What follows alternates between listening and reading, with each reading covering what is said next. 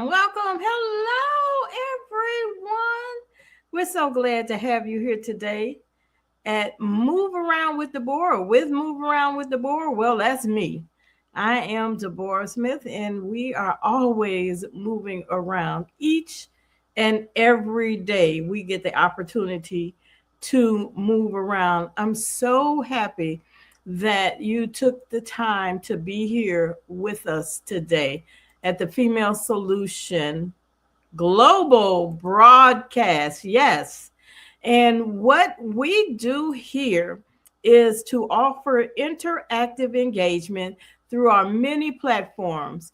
And during our live broadcast, you can certainly chime in and give your perspective of the discussion that is going on. Our mission is to increase travel awareness by helping you decide when, where, how, and in some cases, why to travel. Yes, why to travel and what to do during the journey. Now, we're also here to support those of you who are looking to start a business in this growing travel industry. Yes, folks are here, they're traveling. And we also promote a learning environment for safe, thoughtful discussions globally. Now, we feel travel is one of the most impactful educational platforms around. Just think about it. Travel can be applied to any topic. If you're not sure, ask me. So I want you to like, share, subscribe, ring the bell, jump up and down, enjoy, learn, grow, and love with the Female Solution. Women have the power to transform this world. We can end crime and violence if we all agree to do one thing: share. Let's share our wisdom, share our time, share our talents, share our finances, but most of all, let's share our love. This is the Female Solution. That's right. This is the Female Solution. Now, even though we say the Female Solution, we certainly need our men involved in this solution, in this conversation. We couldn't do it without you. Of course, we all know it takes two, of course, to get things moving. So, men, chime in, give your perspectives, give your questions, give your thoughts. We can certainly use them in our business because we cannot be women without you men. Is that not right? That is right as far as I'm concerned. And I know a lot of other folks. Now, we're celebrating, it's so much celebration going on.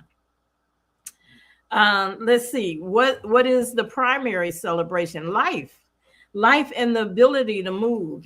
Some folks can't move, some folks don't have their life. We are here to help you along the way, along your path. And the celebrations are so continuous wherever you are in the world. And I say in the world because we are a worldwide entity. We're a global entity, soon to be transfixed into outer space. Yes. Did you know that they are actually building or have plans to build architectural plans to build housing, hotel housing in outer space? I talked about that a couple of months ago, and I want to make sure that you remember that because we are not here alone. And we also have to open up the informational stance to our children. Those of us, those who are younger, who will be around much longer, who are going to develop different opportunities for each of us and those generations to come, because I know that there will be more generations to come. We have to feed the positivity. We have to feed the education. We have to feed the knowledge into our children as we travel the globe and the space. Now, a couple of things that I always want to start off with. It is amazing how challenging things are as we travel. And there are a lot of folks that are traveling. I mean, you just notice some of the celebrations that we experienced just this weekend for our Juneteenth ceremonies. And if you are not familiar with Juneteenth, because I know we have a vast audience, Juneteenth is actually currently a U.S. federal holiday observed every June 19th that commemorates June 19th, 1865, when the enslaved people in Texas, primarily in the Galveston, Texas area, learned that they were free over 2 years after the Emancipation Proclamation.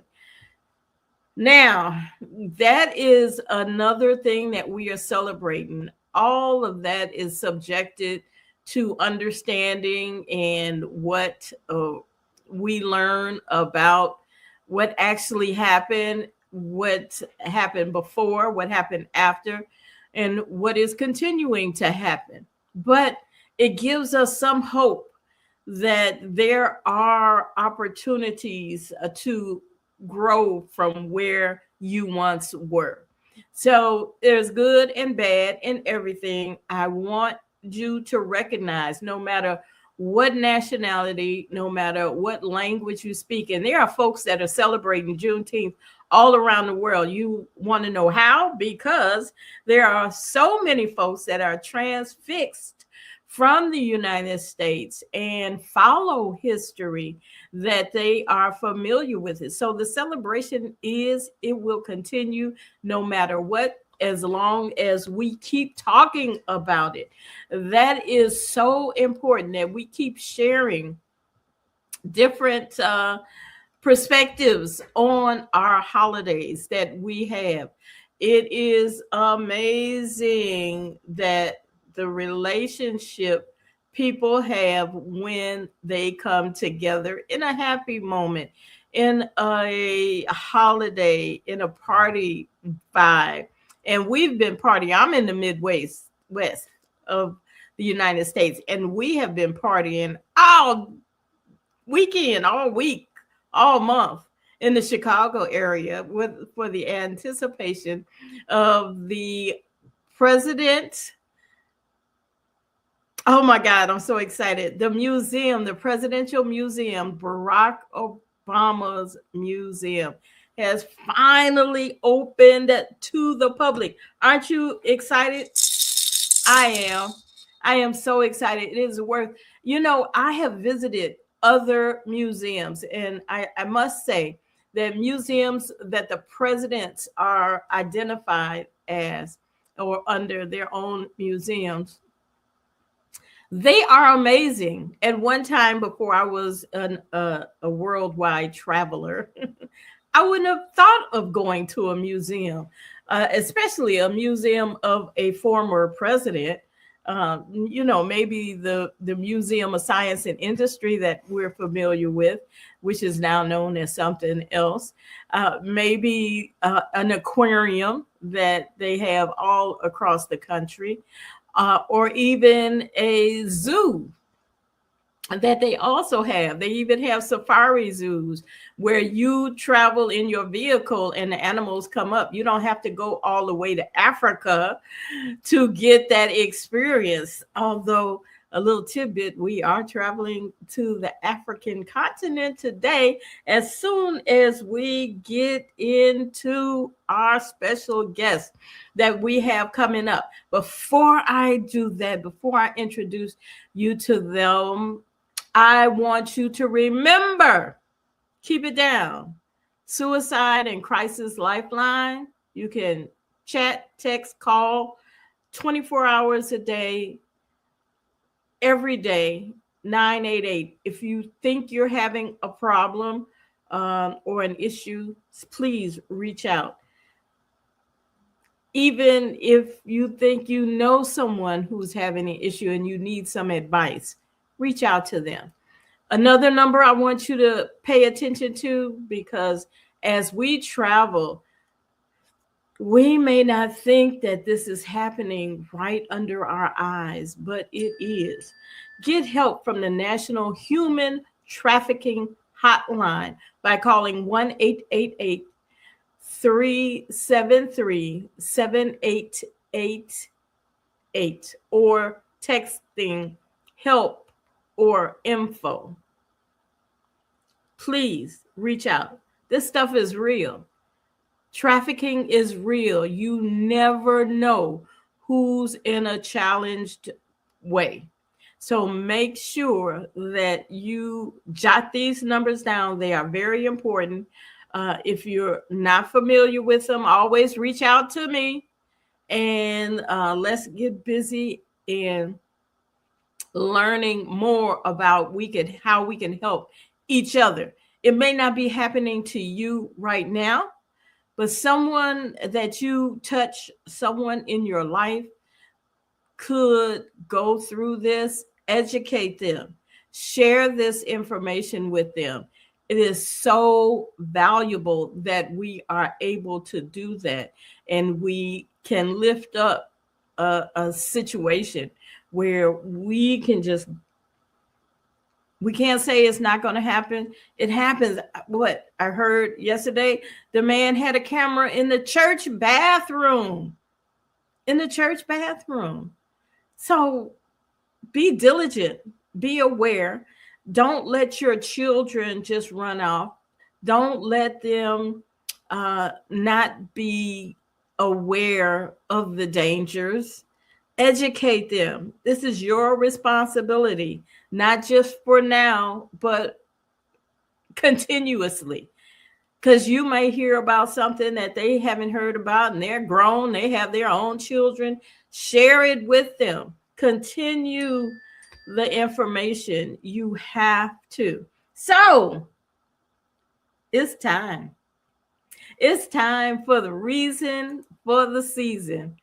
Yeah, no. All right. The season today is we are opening up our platform for a very special guest of the Female Solution.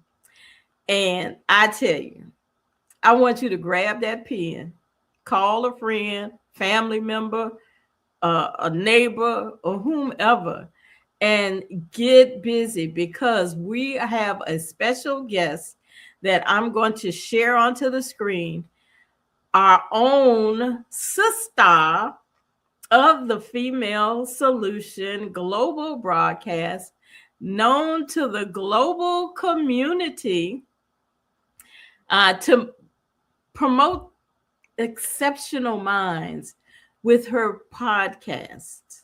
Yes, she has her own podcast. And if you're not familiar, we are being joined today with our own Bridgett. I'm so excited to have you here. Bridgett is the founder of a nonprofit, Empowering Worlds, and soon to be boots on the ground global educator. I am so excited. Bridgett, welcome to the stage, Bridgett. How are you? I'm good. I'm so glad to be here on someone else's podcast. Yeah, right. Well, we're certainly happy to have you here, and let me clear up some of this screen here. How has things been with you on your new journey? Because that's why we're here, learning how to relocate, not being afraid to relocate. Are you ready? Yes, I'm so excited to relocate. I will be relocating to the continent of Africa. in early August.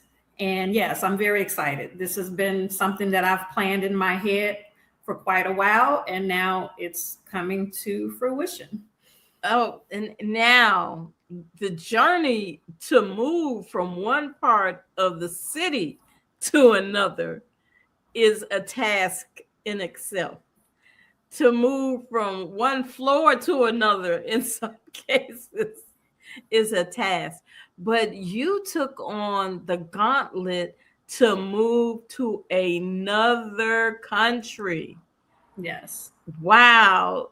You want to let's see where are we going here? Hold on. Let me get it up here. Hold on. Right here. You want to talk about where you're traveling to? Yeah, so this what you're looking at is a map of part of West Africa. And the country that I will be going to is Mauritania. So you see that's like one of the biggest countries that you can see there, right Yes. above Senegal. So Mauritania is a little bit on the DL. Not a lot of people know about Mauritania. So I always say it's right above Senegal because most people have heard of Senegal. Mm-hmm. But yes, that's where I will be traveling to. I will be teaching over there for the next few years. Well, So hold yeah. on just a minute because I get so excited and we have to honor our sponsors, right? So let me get one in here. We are global transformers, changing the world from the way it is to the way it should be. We are one. Wherever we live on this earth, we are one human family. On behalf of our team of radio hosts, I'd like to extend a greeting to all the members of our family, whenever and wherever you may be listening around the world. To our family in China, Ni Hao. In India, Namaste. In Japan, Konnichiwa.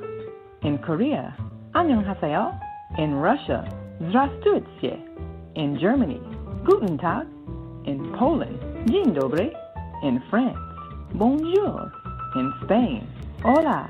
In Italy, Ciao. In Egypt, Ahlan wa sahlan. In Ghana, Akwaba. In Nigeria, Peleo. In South Africa, Sawubona. In Senegal, Nangadef. In Kenya, Jambo. In Israel, Shalom. In Pakistan, Afghanistan, Palestine, and Saudi Arabia, Assalamu alaikum. Greetings, and may peace be upon you all. Join us live on the on-air radio network called 727-731-5192. We want to talk to you. Leaders of nonprofits empowering worlds. Let's go. But the vision that God gave me, I felt that it was time for me to step out and work on the vision that God gave me. We need look no further. We have a unique voice. We have a unique talent pool.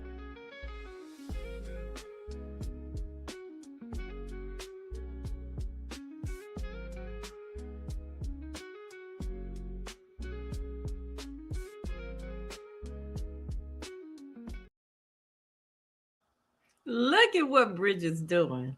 And also, everybody, you want to follow Bridget's journey? Make sure you go on the TikTok at Scarborough 2, and you can do that. Now, already we have comments. Let's go to our comment section before I have you get into your so awesome experience of this journey that has been started. Zelda, she had mentioned she's a little ranting, and I understand that folks can find housing for everybody but the unhoused citizens in this world. They can put a hotel on the moon, but they cannot find housing for folks in the urban areas, in the rural areas, in all the areas in between. You know, folks actually have to live to get shelter on public transportation. It's wild and crazy, and it's not because they want to. A lot of folks think that because you're unhoused, you have a mental challenge. And now here I'm going on my rant, but that's not the case. So also we have another Life with Edmund, a good podcast. I would imagine you're speaking of Bridget's podcast, and I agree. Look at him.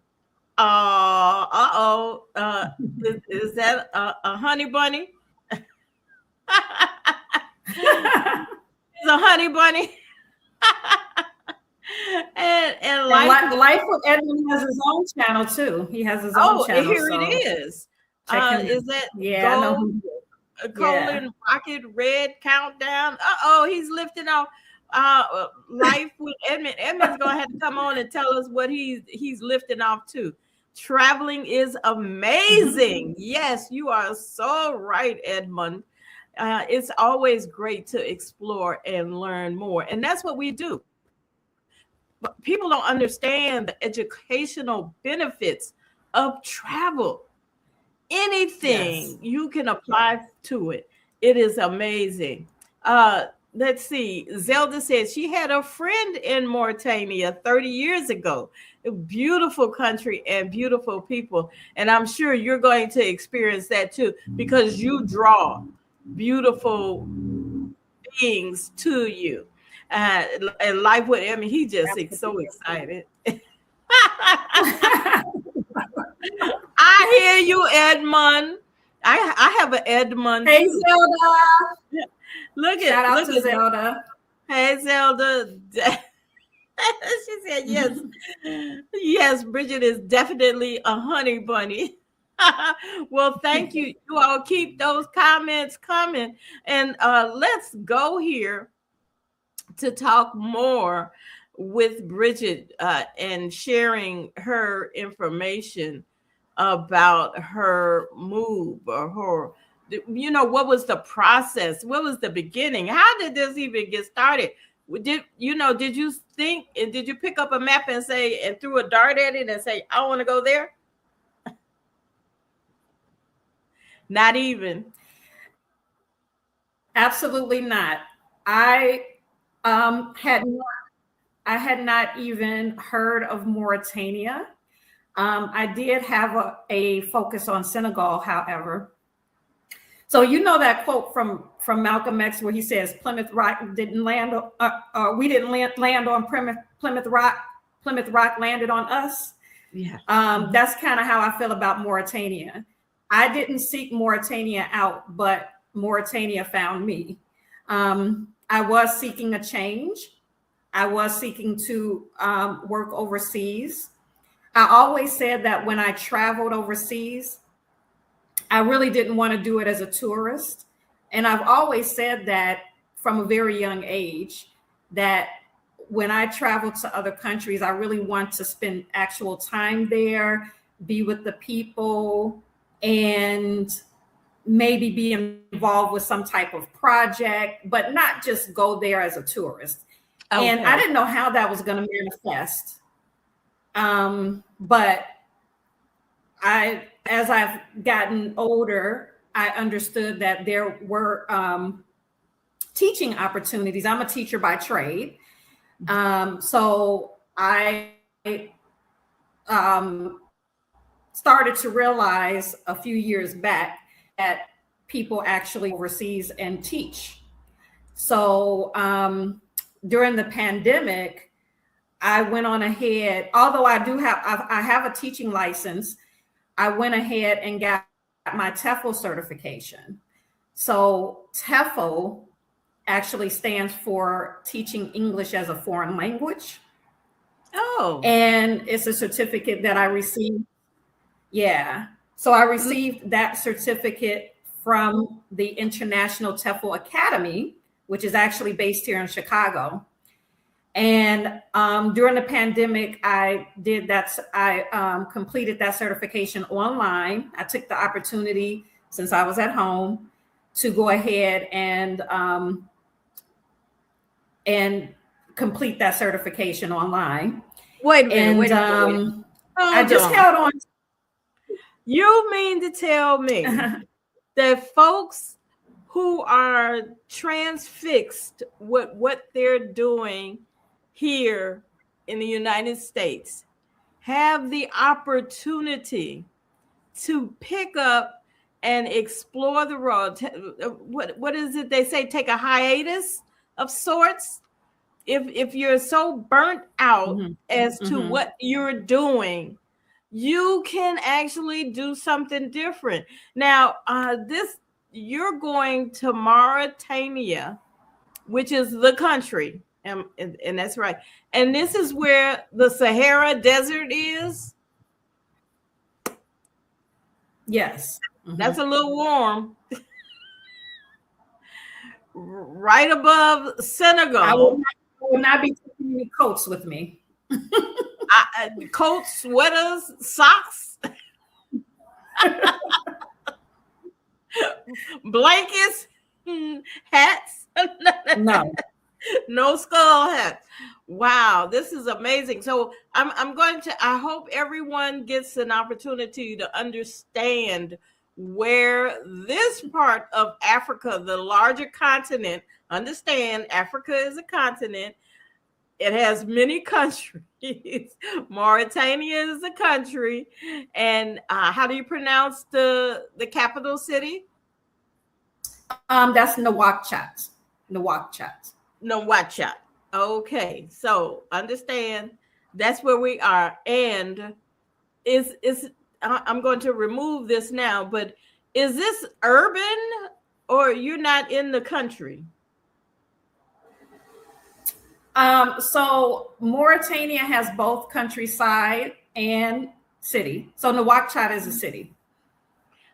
Okay. Right. Yes. So the majority is desert. Majority of the country is desert. Yeah. It's so a lot of folks are still transfixed on going to Africa, a lot of trees and dirt roads and whatnot. Is the part of the country that you're going to, Mauritania, is that an urbanized area?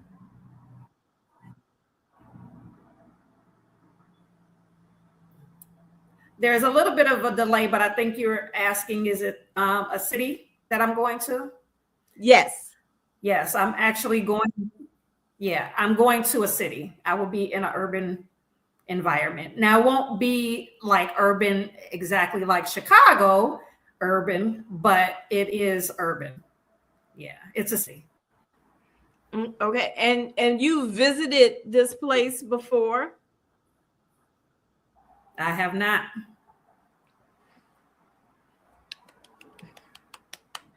What did it take for you to get your documentation and everything in order? If you could talk to us about that after this next quick break. Let me get a quick one here. Okay. Great day. It's your girl Asada here to introduce a new female solution show called Asada Says. That's right. Every month we're going to talk about everything I am, from cryptocurrency and financial security to good health and parenting strategies. Come on and talk with me every Tuesday morning from 7 a.m. to 8 a.m. And let's do that thing the way Asada says it should be done. See you then. Peace, right here on the Female Solution. Okay, welcome back, Bridgett. Now, we were just about to break out into your journey to get to this part. I mean, there's so many beginnings of a journey such as this. Where do you want to start at sharing your journey? What you think is most impactful for us to understand and make it easy and make it fun for someone else who might want to do this in Mauritania or some other country? Well, I think so. For me, this is not just about going to another country. I am entering a whole nother phase of my life. So I am doing things differently in the second half of my life. I turned 50 last year. I'm about to turn 51. And there's a way that I want my life to going forward. And one of the things is I wanted to simplify my life, and I want to move around with Deborah. I want to move around, like you say. And I had a lot of stuff, right? My first major move in the past was to another state. I moved to San Antonio, Texas and I lived there for 5 years. Okay. But when I moved there, I carried everything with me. I moved in a huge, like I think they call it a 20-foot truck or something like that. It was a huge, the biggest truck you can get from U-Haul. I needed that to move all of my stuff to San Antonio. And when I moved back, I did the same thing when I moved back to Chicago. So I said that when I move again, I'm not taking anything. So I didn't know exactly where I was going, but I started preparing at the beginning of the year. I said, I am not renewing this lease. I'm moving out of Chicago. I don't know exactly where I'm going, but I will be moving. So I just started getting rid of things. Because I said, when I move this time, I'm not taking anything with me. I'm starting fresh, and I'm not accumulating a bunch of stuff because I want to be able to be mobile for the rest of my life. Mobile. I want to be able to, like, I'm ready to go. I can pack up in a day and be gone. That's how I want to live. So, so this is actually part of that whole journey of just kind of simplifying. When one of the things that we teach our kids in middle school is that there's 2 ways that people typically move or leave their environment. They're either pushed or they're pulled. Mm. So if you're pulled, that means there's something very, very attractive that you want to try to get to. But if you're pushed, that means there's something that you're trying to run away from. There's something that is going on where you are and you need to leave. You're trying to get away from it. So I knew that there was other things out there that I wanted to explore, but I'm a little lazy. I'm not going to lie. I do a lot, but to tell you the truth, I'm actually a lazy person. So sometimes God has to push me, right? Even though I have the desire to do something, sometimes God puts me in situations where I have to do it, you know. So there were certain things that happened, I was looking for certain positions. I wasn't really getting the type of positions I wanted. I definitely wanted to leave Chicago because I don't like the winters. I'm not going to spend the rest of my life in a cold environment. They're going up on my rent. So all of these little things just kind of was God's way of saying, okay, it's time for you to really go. And so that was that little push that I needed, and so I just said, okay, I got to take this serious. I told them, I put myself in a situation by saying to my landlord, I'm not renewing my lease. And so now I put myself in a situation where I had to do what I needed to do. And so I just started, it was an act of faith, I've done this before. When I went to San Antonio, it was the same thing. Take a leap. I'm not a stranger to taking a leap of faith. Okay. So I'm not scared of that. And once I made that commitment, everything just kind of started falling into place, Mm-hmm. I had the TEFL certification that I did and under my belt. And I was able to go back. So this is just to tell you how, like, logistic wise, how I was able to do, because I've never been out of the country. So I didn't know how to move in that regard. luckily, I had the TEFL certification. So I was able to go back to the TEFL Academy, seek a guidance counselor, and say, hey, I'm looking at these particular countries. And then they connected me to these recruiting websites that recruit for those particular countries that I was looking at. That specifically is teaching wonderful. positions, because that's what they prepare you for, is to teach overseas. Right. So that's like a blessing that they have that resource. And that's how I actually got connected, because I wouldn't have known who to trust or who not to trust, you know, in terms of jobs and things like that. So that's like a level of vetting that was able to happen, so that I knew that I was being connected with actual good recruiters that have already been vetted out and that are trustworthy. That is wonderful. And of course, what better place to start is where you got that like-minded certification.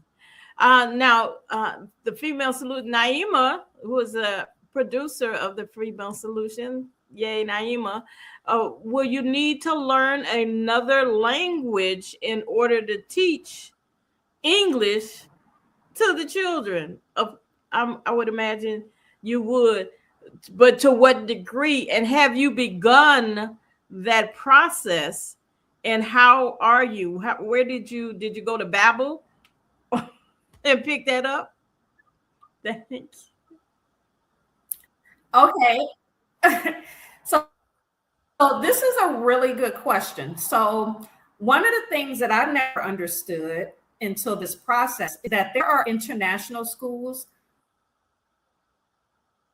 all around the world, are American schools all around the world.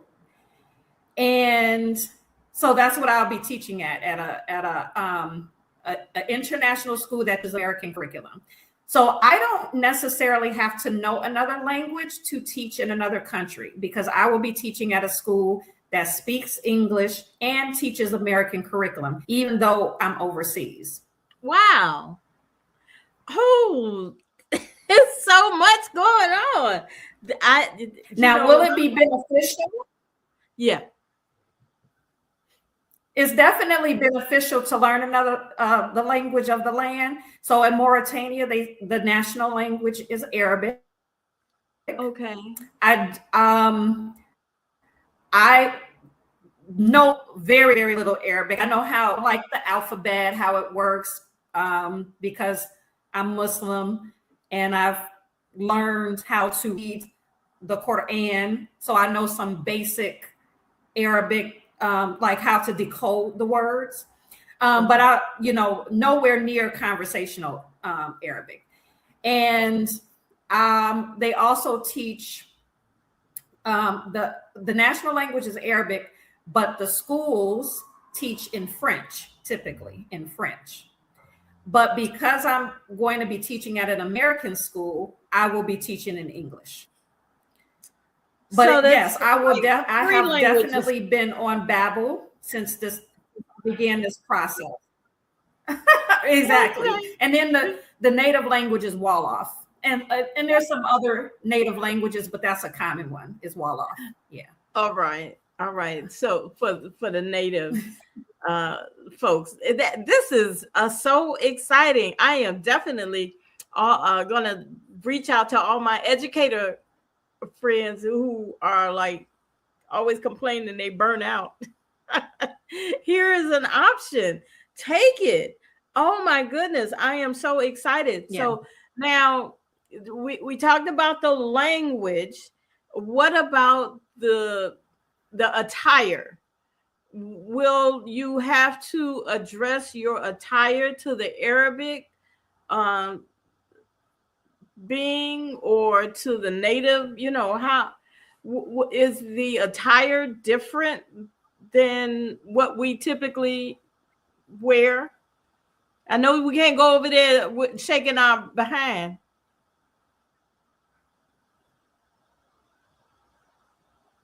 No. So yes, there is a difference in the expectations for dress than it is here in America because it is an Islamic country.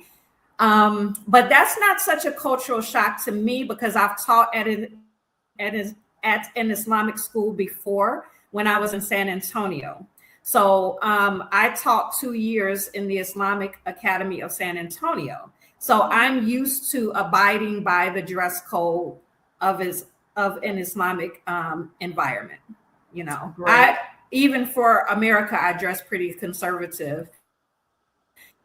And you know, I have no problem covering my hair, but they don't even require that. So Mauritania is a kind of it's Islamic. It's an Islamic country, but it's a moderate Islamic country. So they want you to.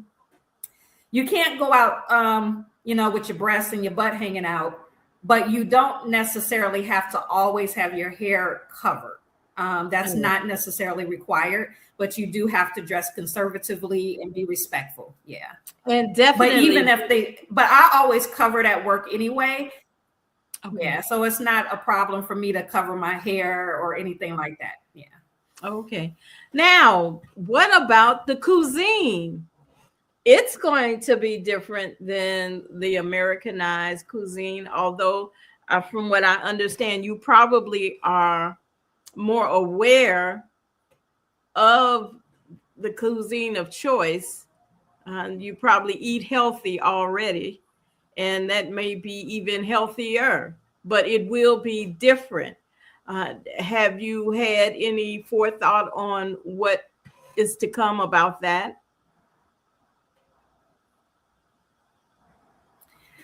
To tell you the truth, I haven't dived that deep into the cuisine of Mauritania. That hasn't even been like my top priority to like, oh, what type of cuisine they have.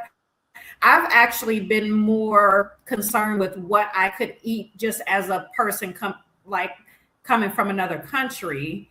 I've gotten a variety of different suggestions about how to approach food, you know, because you just can't go to another country eating the food there. So, you know, that's something that I'm continuing to seek guidance in because I don't want to be sick, obviously. And I'm not I've never been one to take a lot of shots, you know. I don't do immunizations. I never immunize my kids. So But you had it's to something that I'm travel. still working through. Like you actually don't. There's nobody that's going to check to see that so when you go to the CDC website, there's a lot of recommendations, but too many recommendations. There's like 20 things that they want you to, there's like 20 shots that they recommend that you take. I know I'm not taking all of those for sure, but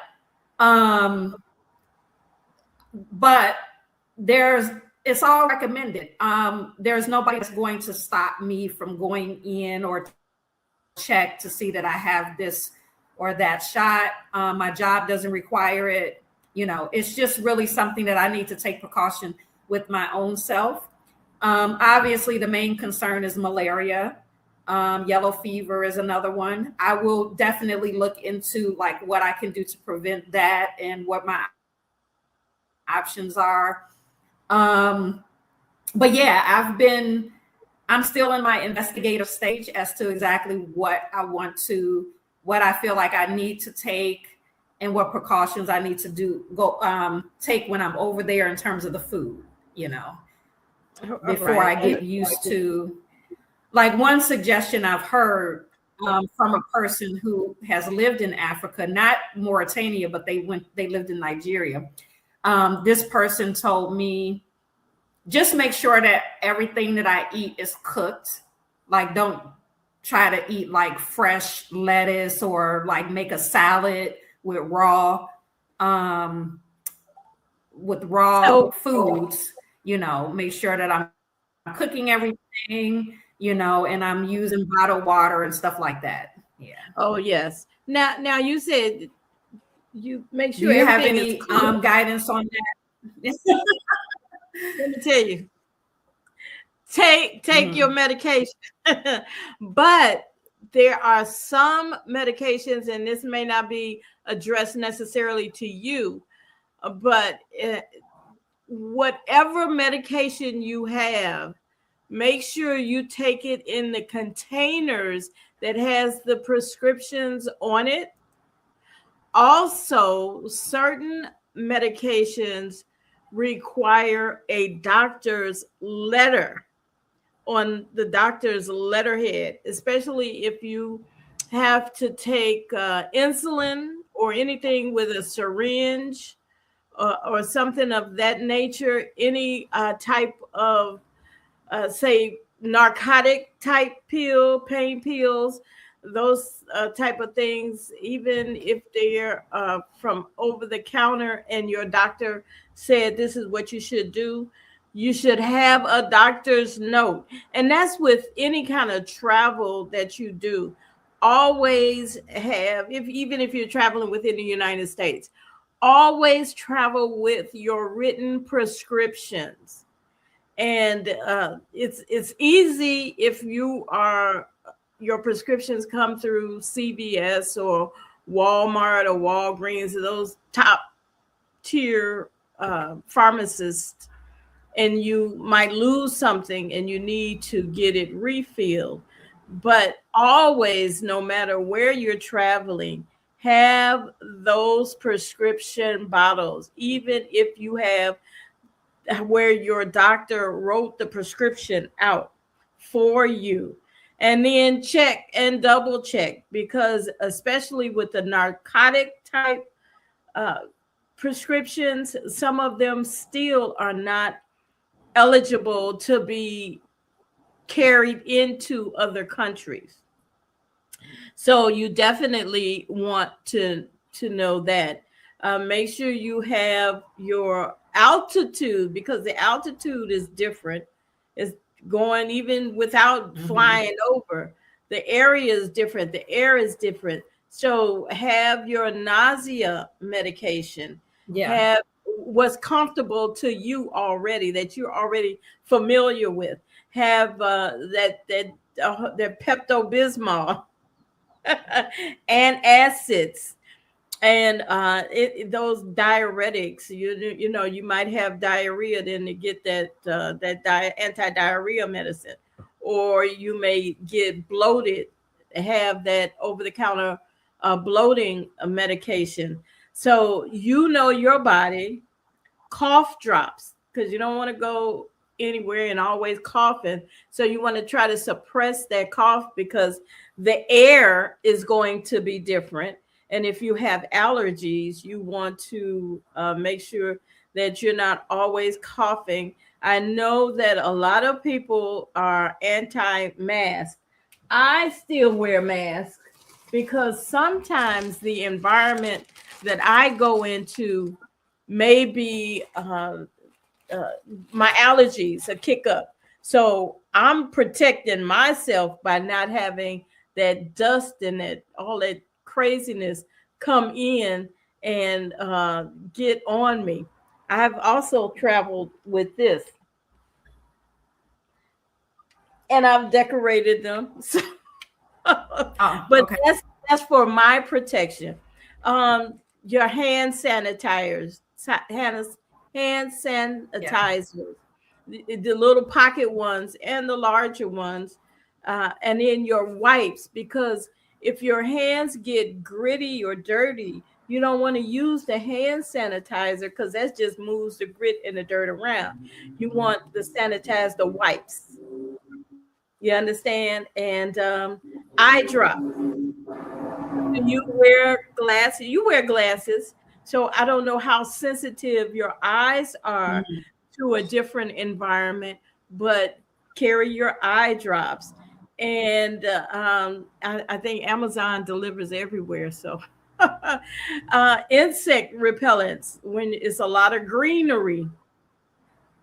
That comes with the animals. You know, the bugs have to live somewhere. So another thing that I thought was interesting is it asks to maybe if you could carry a bed net, the netting that you see on television to protect you while you're sleeping, so the bugs, the insects won't bite you because Yeah.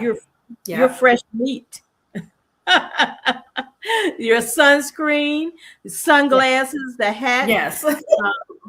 all of those things, earplugs, and gloves. The plastic or latex, whatever you can deal with. Your first aid kit that holds your hydrocortisone, your antifungal, antibacteria, aloe gel, bandages. It's just a lot. A thermometer, scissors, safety pin, cotton swabs, tweezers, a lot of things, but especially your documentation from your physician, your attending physician. And I don't know if you have an attending physician, but did you make them aware that you were traveling? And if they had any suggestions, that would help as well. So yeah, it's a lot.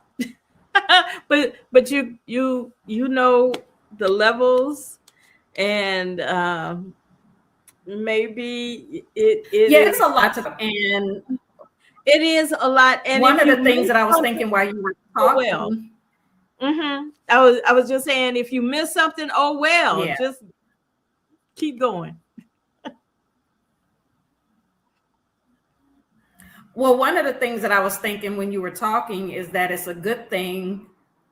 I mean, one of the other reasons why I wouldn't have a problem covering is because I don't want to get bit by no mosquitoes. So I want to be covered from head to toe because I don't want to be bit by no mosquitoes. So it's a protection from that as well, Yeah. But I did have a question about like the things that you're naming. Am I able to actually travel with those things? Like you name like Pepto-Bismol and things like that. Am I able to go across customs with those things? Yes. I wasn't sure about that. Yes, there should be no problem as long as it's in the containers that's clearly labeled. Even if you use the Pepto-Bismol pills, and don't take them out the original package until you get to wherever. So you know how sometimes we have a couple of pills in our purse or in our pocket or something. No, right. Keep it in its original package, and there should not be a question. And key thing, if they start talking, it's okay. Throw it away. Do not be combative with anybody. No, in this process. I'm not going to no country being nothing. If you already want to be a minimalist, throw it away. Yeah, it's okay. I didn't know. Exactly. So yes, I hope that answered your question. And if you have any other concerns or questions about that, certainly you know how to get in touch with me. And we're gonna make sure you get sent off. We're gonna send you off, and we're gonna send some other folks off because, like I said, now repeat to me again. And y'all gonna come visit me. Okay.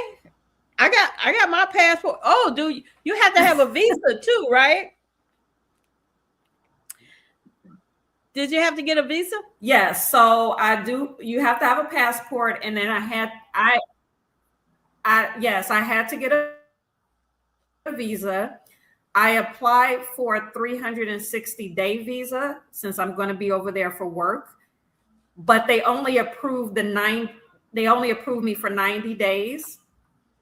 So I spoke with my school, and they said, "Oh, that's typical," because I was worried. I'm like, "Why did they only approve me for 90 days?" But the school said that's typical. Once I get over there, the school will help me to get what they call a residential permit, and then I guess that will allow me to stay longer. And they will facilitate that process once I'm there. Yeah. Okay. And I wanted to show this as well. The U.S. Embassy in Nachcot at that address. And Nuwakchat. and there's the phone number. And you can always find these embassies at the usembassy.com.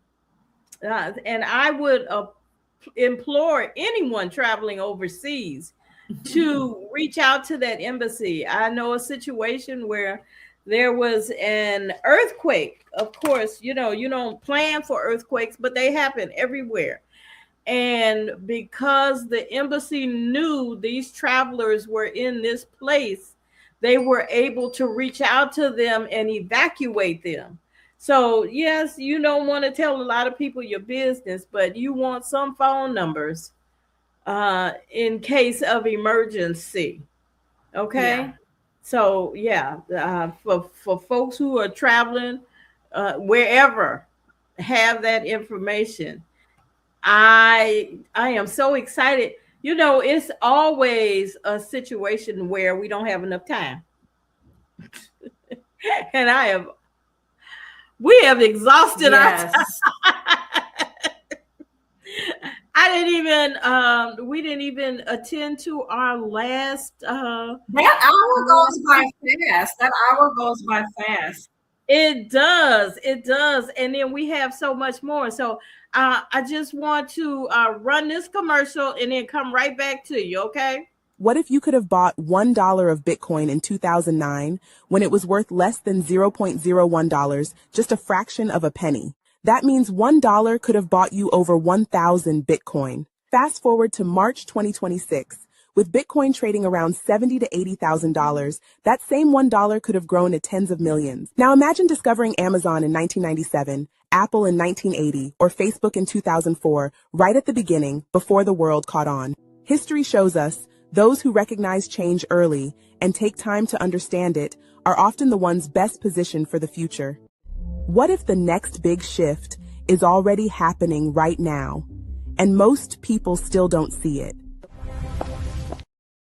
Okay, so I cut that short, but I wanted you to know this is what's happening in the world. This is our global economy is changing. And I know that in Mauritania, they have their own currency, but Bitcoin is used worldwide, and it is especially prevalent in the African continent. This is how they do a lot of their everyday lives. It's new to us in the States, so to speak, but they really rely on it. So I know that this is some information that you will be sharing more, hopefully, with us as we continue to follow you on your journey, and especially by way of TikTok. So everybody, I hope you wrote that down. And Bridgett, before we go, do you have any last words that we can talk about now?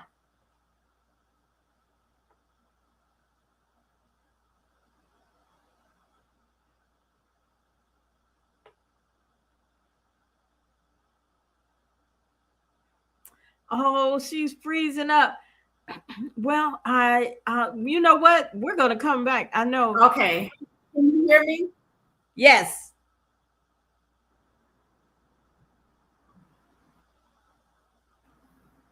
It's never too late. It's never too late to do what you want to do. I don't care if you're 50, 60, 70.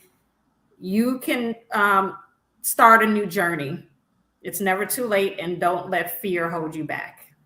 Oh, never, ever, ever, ever. We love you. We know you're going to be successful. We know by your journey, someone else is going to go further in their life. So much love to you. We appreciate you, and we'll see you in the future. Love. We've come to the end of our show today. If you missed any broadcasts, go to our website for the audio and video archives at www.thefemalesolution.com. On behalf of our team of radio hosts, I'd like to thank all of you who participated in today's discussions. And to our global family joining us from all around the world, we say thank you. To our family in China, xie xie. India, Dhanyavad. Japan, arigato. Korea, kamsamnida. Russia, spasiba. Germany, danke. Poland, dziękuję. France, merci. Spain, gracias. Italy, grazie. Egypt, shukran. Ghana, madasi. Nigeria, eshe. South Africa, Ngiabonga. Senegal, Jaref. Kenya, Asante. Israel, Toda. Pakistan, Shukriya. Afghanistan, Tashakur. Saudi Arabia and Palestine, Shukran. Assalamu alaikum wa rahmatullahi wa barakatuhu. Thank you, and may peace be upon you and the mercy of God and God's blessings.